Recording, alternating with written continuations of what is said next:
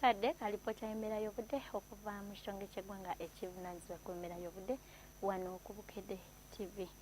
Petulako ku alipota gye twafunye weziweredde saa 3 ez'okumakya tulaba nti Arua yawezeza millimeters 14, Masindi millimeters 13 n'obutundu 4, wabula te Mbarara millimeters 9 n'obutundu 2. Petulako ku kifaananyi kya ssemugenzi ekyakubiddwa ku ggwanga lyaffe mu biseera eby'okumakya ssaako n'olweggulo tulaba nti ebitundu by'eggwanga ebisinga obungi akasana keememudde ng'oggyeko eyo mu bukiikakkono akasana kaasenga bwe kakubakubamu.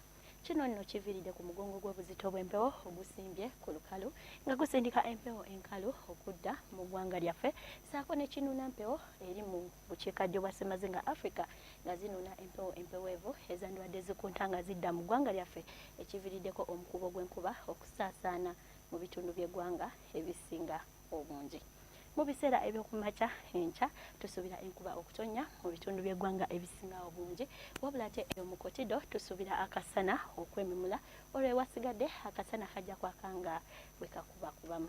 Olw'eggulo tusuubira embeera eno ogenda mu maaso era nga tusuubira enkuba okutonnya mu Kitugu, Soroti ssaako ne mu masekkati g'ekibuga ekikulu, wabula ate eyo ku mbalama z'ennyanja Nalubaale tusuubira ebbugumu okutuukira ddala ku Celsius 28, eyo mu Kotido tusuubira ebbugumu okutuukira ddala ku Celsius 31, wabula ate mu nsozi ez'e Kabaale tusuubira ebbugumu okutuukira ddala ku Celsius 25. Era gwe munnange asuubira ogendako mu kibuga mu biseera eby'olweggulo kubiriza okutambula n'engoye ezibugumya.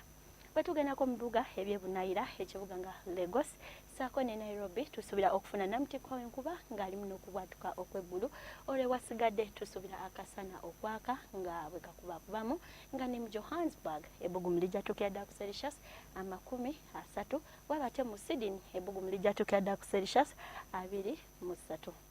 Ebyo bye tusobodde okufunyayo okuva mu kitongole ky'eggwanga ekivunaanyizibwa ku mbeera y'obudde. Sigala nga yeekuumira ku Bukedde TV, ssuula bulungi weeraba.